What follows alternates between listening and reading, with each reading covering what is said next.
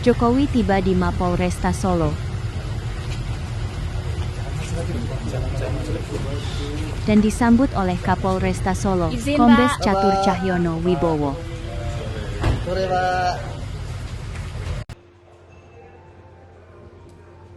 Kedatangan Jokowi untuk memberikan keterangan tambahan dalam kasus dugaan pencemaran nama baik terkait tudingan ijazah palsu yang dilaporkan ke Polda Metro Jaya.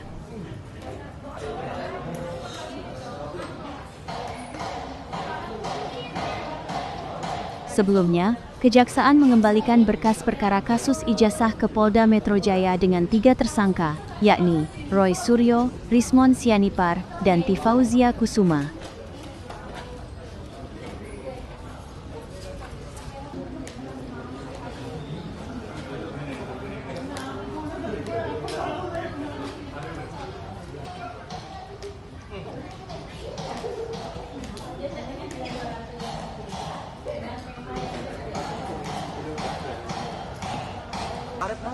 Orang itu.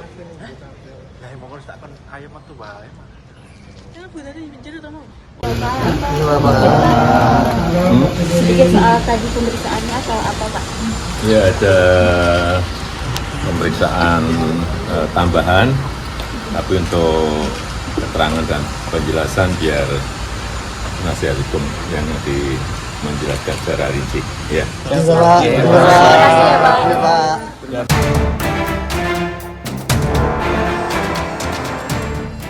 Kubu Roy Suryo CS menghadirkan 3 tokoh sebagai ahli untuk memberikan keterangan yang meringankan terhadap kasus ijazah Jokowi. Tokoh yang dihadirkan adalah Din Syamsuddin, Komjen Purnawirawan Ugroseno, dan peneliti senior Muhammad Sobari.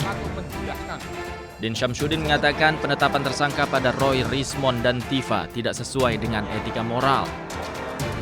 Ketersangkaan itu atau penersangkaan itu tidak sesuai dengan nilai-nilai etika moral maupun hukum dan politik yang saya pahami. Alasannya adalah Dr. Tifauzia Tiasuma dan kawan-kawannya mengajukan gugatan tuduhan atas pemalsuan ijazah oleh Joko Widodo.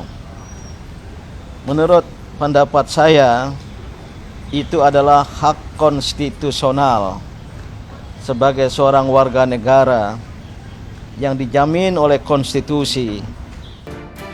Hal senada juga disampaikan oleh mantan Wakapolri Komjen Ugroseno. Ia mengatakan pasal-pasal yang digunakan oleh penyidik Polda Metro Jaya tidak tepat. Jadi sesuai dengan pasal 1 asas-asas legalitas ya, KUHP, dan pasal 2 KUHP yang baru ya. Bahwa perbuatan pidana apa secara eksplisit yang dinyatakan sebagai pencemaran nama baik atau fitnah itu tidak pernah dijelaskan. Ya. Hanya merasa dinyatakan dihina sehina-hinai dan direndahkan serendah-rendahnya seperti itu. Ya. Jadi saya katakan bahwa laporan dugaan peristiwa tidak pidana itu tidak jelas. Sementara itu peneliti senior Muhammad Sobari mengatakan pasal yang dikenakan pada Roy Suryo CS adalah pasal kebatilan. 3 tokoh kita ini bukan orang-orang semacam itu. Mereka dalam perjuangan dunia ilmiah, kalau ada risiko hadapi, kenapa takut risiko? Nah, beliau semuanya orang yang bekerja di wilayah bebas aturan-aturan hukum tadi itu, namun dipanggil. Ada pasal-pasal yang dipakai untuk menuduhkan, itu pasal kebatilan.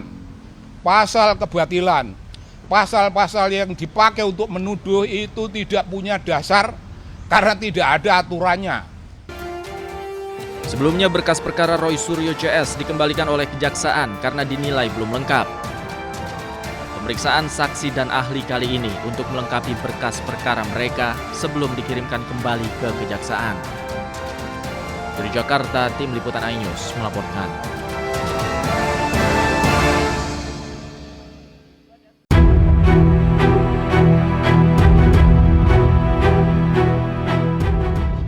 Komisi Pemberantasan Korupsi merespon pra-peradilan yang diajukan mantan Menteri Agama Yakut Kholil Qumas terkait status tersangka dalam kasus dugaan korupsi kuota haji 2024. Juru bicara KPK Budi Prasetyo mengatakan pihaknya menghormati lantaran pra-peradilan tersebut merupakan bagian dari proses hukum pidana.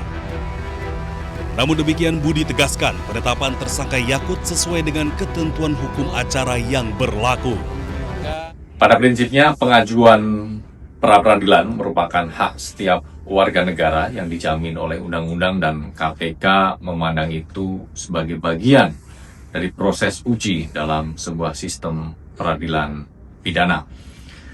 Namun demikian, KPK tegaskan bahwa seluruh tindakan penyelidikan, penyidikan hingga penetapan seseorang sebagai tersangka dalam sebuah rangkaian proses penanganan perkara, semuanya telah dilakukan sesuai dengan ketentuan hukum acara yang berlaku.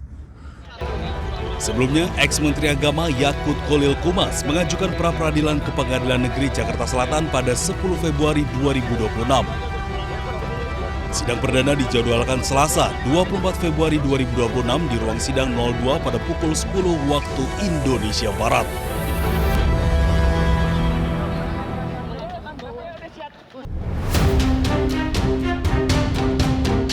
Viral seorang oknum ASN menganiaya 4 petugas SPBU di Kecamatan Parengan, Tuban, Jawa Timur.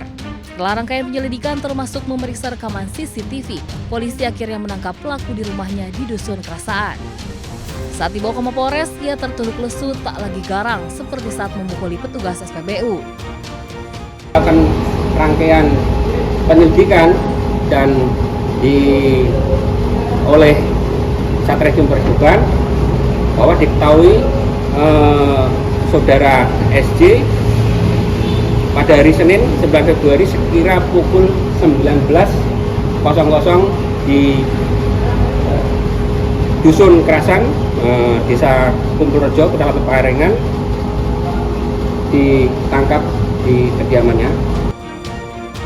Atas perbuatannya, oknum ASN pegawai Kecamatan Parengan tersebut kini harus mendekam di sel tahanan Mapolres Tuban.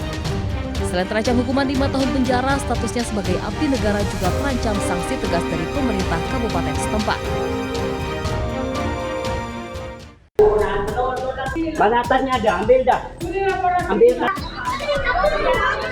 Viral di media sosial, seorang guru SDN Jalbuk 2 Jember menelanjangi 6 murid kelas 5. Sejatinya sang guru kelas tersebut akan menelanjangi semua siswa kelas 5. Namun karena ada wali murid yang tahu dan protes, akhirnya hanya 6 yang ditelanjangi. Aksi guru ini pun viral di media sosial, namun hingga saat ini belum diketahui siapa pelaku yang memviralkan.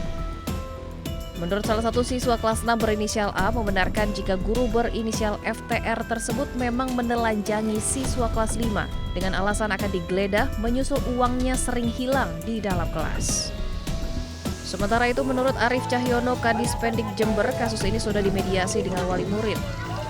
Dan wali murid meminta guru inisial FTR tersebut dimutasi ke sekolah lain. Dan tuntutan para wali murid ini pun langsung disetujui dengan memanggil terlebih dahulu sang guru untuk dilakukan pembinaan agar kasus serupa tak terulang di kemudian hari. Bisa kita sepakati, ada beberapa hal yang sudah kita sepakati, yang ini menjadi pembelajaran bagi kita semua. Alhamdulillah, dan hari ini yang bersangkutan adalah kita panggil sesuai dengan ketentuan bahwa beliau harus menjalani pemeriksaan lagi agar supaya hal ini kedepannya tidak terjadi lagi. Kasus ini juga sudah sampai ke Polsek Jalbuk. Menurut Kapolsek bahwa timnya masih melakukan penyelidikan mendalam sehingga belum bisa memberikan keterangan secara rinci mengenai kronologinya. Dari Jember, Jawa Timur, Bambang Sugiarto, iNews melaporkan.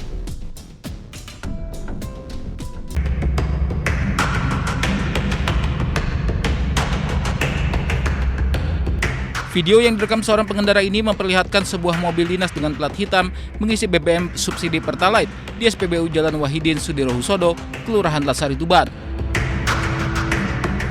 Padahal nomor di plat mobil tersebut terindikasi merupakan kendaraan dinas pemerintah daerah.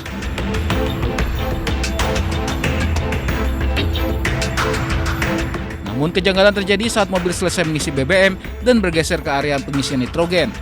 Plat nomor kendaraan berubah menjadi warna merah. Ada dugaan pengendara mengganti warna plat untuk mengakali aturan larangan kendaraan dinas gunakan BBM bersubsidi.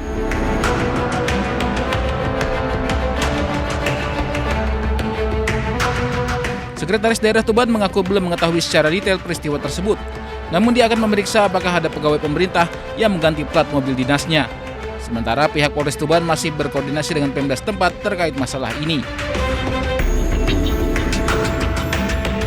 Gantian itu memang benar itu ya Pak? Gantian. Jadi merah diganti hitam gitu. Nah, kita ini ya apa makanya kan saya baik kasus ya itu kan teman-teman seolah yang Pemkab enggak. Itu dari dinas apa Pak? Saya enggak tahu kan makanya kan 18 kalau nggak salah Pak sudah. 18. Iya 18 14. Apalagi 4 angka. Iya itu dari warna merah terus ganti hitam isi bensin Pertalite habis itu ganti merah lagi. Ya makanya ini kan makanya nanti kan kita lihat dulu lah. Nanti kami akan mendatangkan yang jelas kami persuasif dulu dalam hal penggunaan plat yang digunakan oleh Pemda. Kami berkolaborasi, kami nanti akan komunikasi yang baik dengan pemerintah daerah yang menggunakan plat-plat yang sudah ada. Jadi yang boleh apa saja sih Pak? Kalau untuk yang boleh secara teknis nanti kita akan sampaikan, kan udah banyak tuh langsung yang boleh seperti apa sudah ada aturannya dengan aturan lalu lintas yang sudah ditentukan. Pemerintah daerah menyatakan akan menelusuri dan memanggil pihak yang bersangkutan untuk diberikan pembinaan.